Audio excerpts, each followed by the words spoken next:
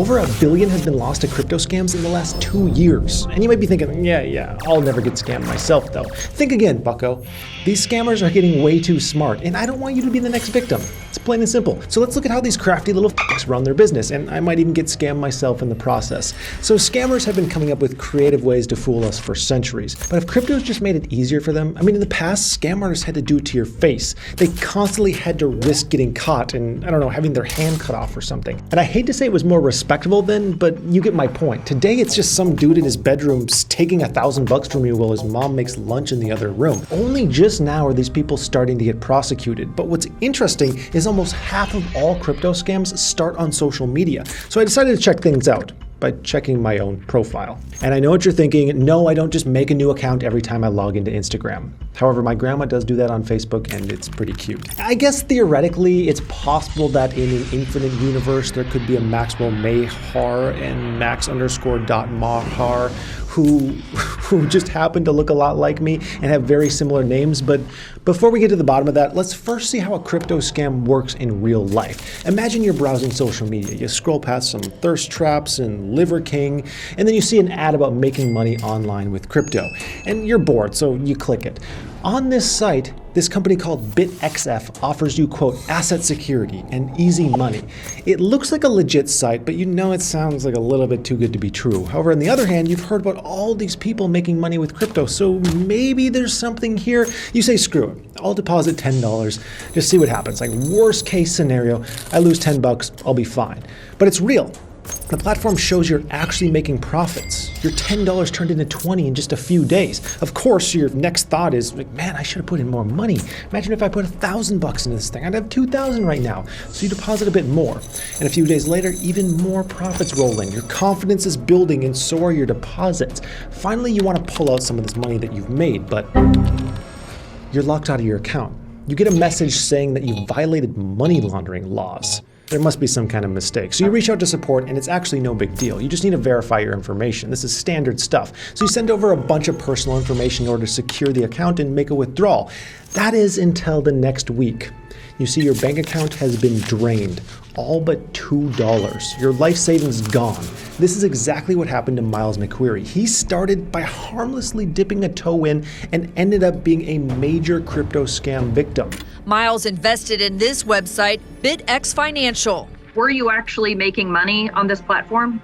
I assume it was. From what, it was showing that we was making money. Sure, there are red flags here, but this is a very sophisticated scam. Think about it. They actually built a crypto exchange that showed investment returns. And you know what? Let's make a list of red flags to look out for. The more of these you find, the faster you should run away. They promise huge returns with no downside or risk. They're insistent and will push you hard to join quickly. Scammers have to move on to the next victim if you're not interested.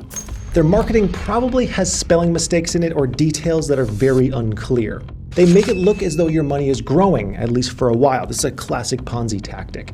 Then they make it impossible to actually get your money out. They'll often ask for more money or information if you try to make any withdrawals of your cash. And they're not regulated anywhere, and you only have maybe a phone number and an email address to contact them. Why do so many people fall for these scams? Greed, naivete, being too trusting, not taking the time to research?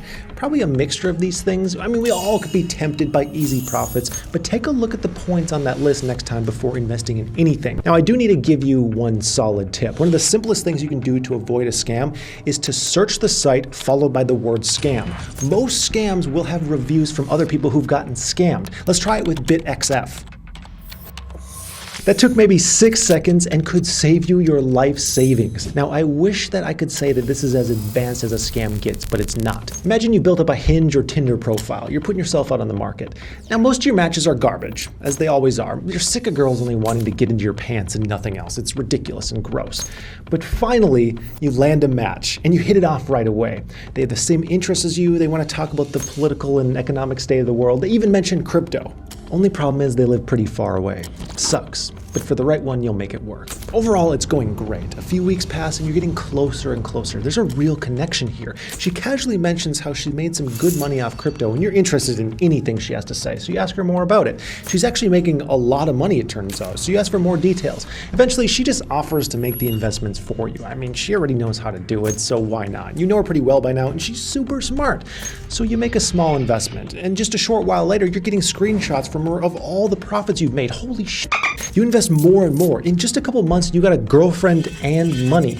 But of course, you can guess how this ends. Your girlfriend's fake and so are the returns. You are blinded by love and bled dry. This is a cruel type of scam called pig butchering, long-term dating fraud, and it works well. The median loss is $10,000. This is what happened to Nicole Hutchinson. She met Hal on the dating app Hinge, and over the course of a few months, she invested and lost $390,000 to her fake boyfriend. Let's set up a checklist for pig butchering. Step 1, win the confidence of the other person. Blind them by love. Step 2, find out details about them. How much money do they have? Step 3, drop into the conversation something about crypto investing and say that you're an expert. Step 4, give details about where to send the money to make incredible returns. Your wallet. Step 5, repeat. It's sad and it's disgusting. Back to my Instagram search. I decided to check out the alternate versions of me just to double check if any of them were scammers.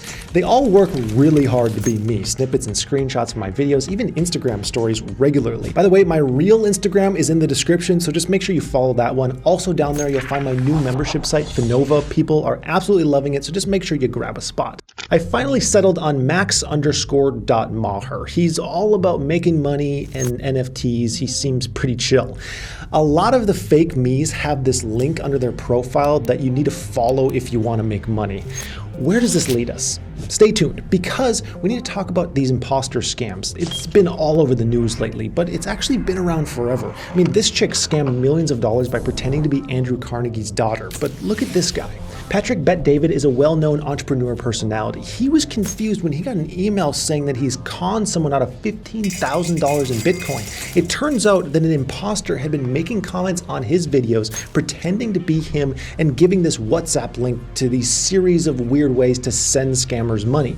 He followed the trail and actually got an imposter on the phone. So you work directly for Patrick Bet-David. So are you the person that manages all his crypto account? Yeah. I'm not the only one. So what about my fake Instagram pages? I followed the link and it took me to a PDF about NFT investments. This counterfeit Max tells me I can easily find undervalued NFTs and flip them for 100x profits. Now, sure, NFT profits are real, but 100x effortlessly? Let's be real. So looking back at the scam checklist, we can see that they're guaranteeing big return, but are they insistent?